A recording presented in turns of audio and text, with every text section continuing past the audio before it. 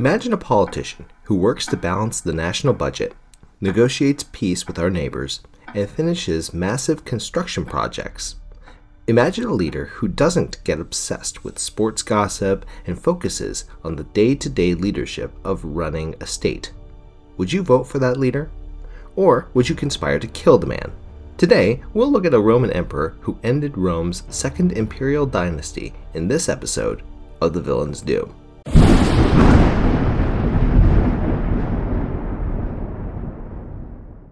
This is The Villain's Due, where we take a critical look at villains throughout history to see if they were misjudged, slandered, or were truly monstrous. My name is Redjoy, and today we are looking at Titus Flavius Domitianus, or Domitian for short. Domitian was born in 51 AD and came to power in 81 AD, after the untimely death of his brother, Emperor Titus.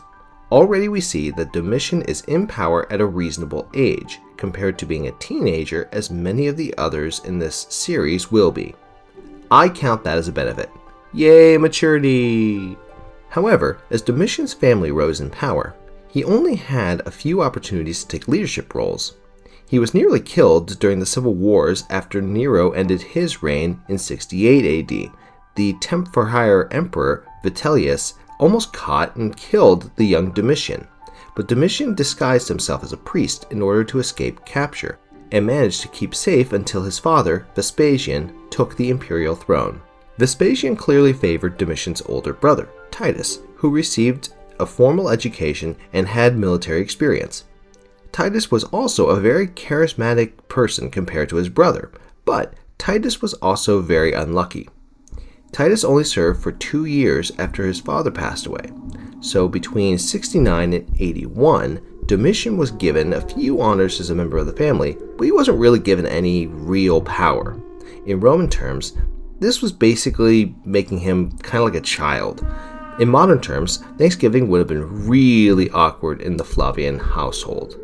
In the year 81, Domitian's older brother Titus died of illness. Sensationalists and revisionists from history will try to shoehorn some plot about how Domitian was responsible for Titus's death, or otherwise was negligent of Titus's care.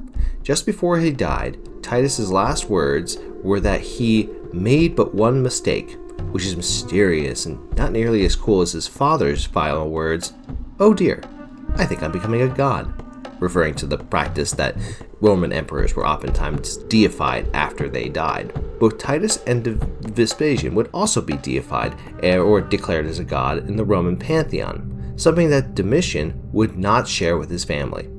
Titus died without an heir, so Domitian was naturally the next choice to become the emperor.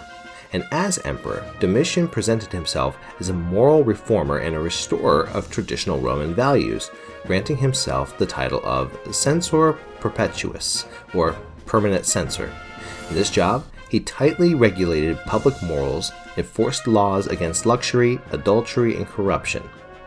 He promoted Roman religion, reviving neglected rituals and promoting the imperial cult. This was kind of a cult that was rising up that would worship the Roman emperors as almost a universal temple or a church that all Romans could worship and pray to if they, for example, didn't have a god that they wanted to worship specifically.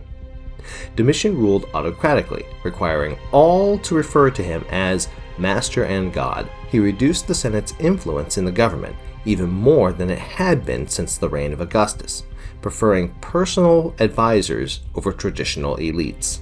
Domitian also reorganized the imperial finances and improved tax collection, which ensured that the empire could fund military campaigns and public works without debasing the currency, unlike later on in the Roman Empire, or current-day America. Domitian restored the silver content of the denarius, the basic unit of currency, reinforcing trust in the Roman monetary system.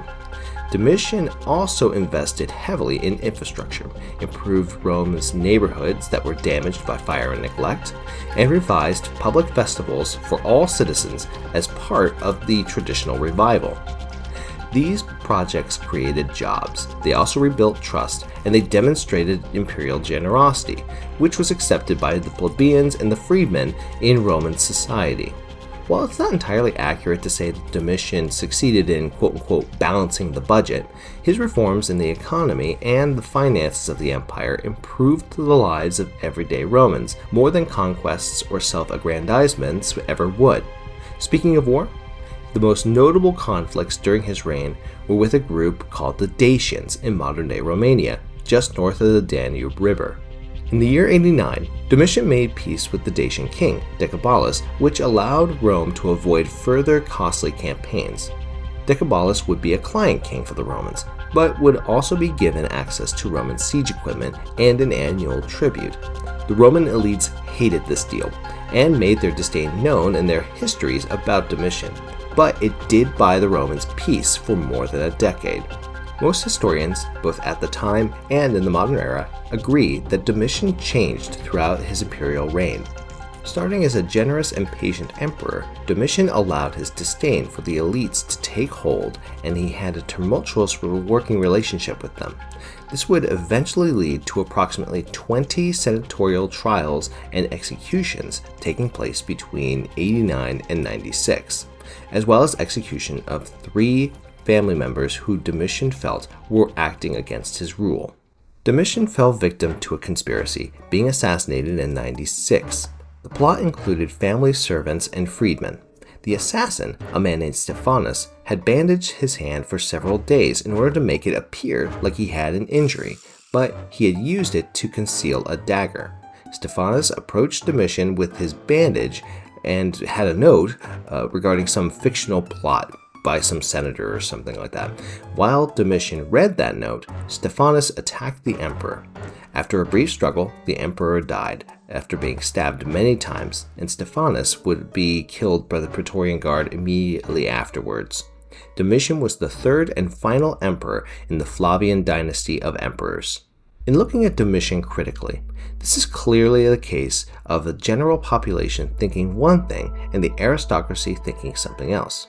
Now, I don't want to brush over the aristocratic powers that Domitian used to rule Rome, the execution of aristocrats, the purging of the Senate, and the obsession with Roman virtue leading to these morality trials and persecutions against religious groups who didn't match Roman values. That's all not great. However, many of the criticisms against Domitian stem either from the hate-fueled relationship between him and the other patricians, or from the supposed infringements against Roman honor because of the peace with the Dacians.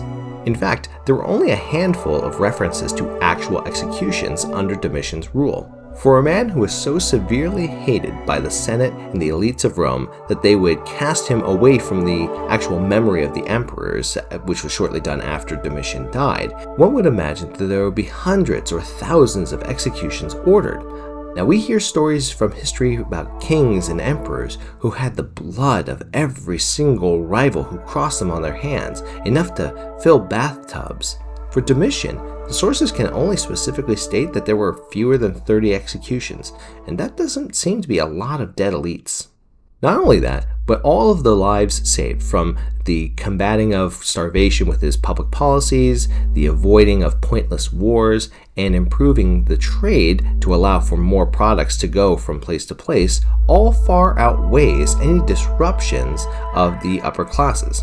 Now, I don't mean to be exclusionary about the arbitrary nature of these executions, but compare Domitian to emperors like Constantine, Claudius, Augustus, or Trajan. How can we expect Domitian to be viewed as a lunatic or a tyrant, as many of the historians write and proclaim?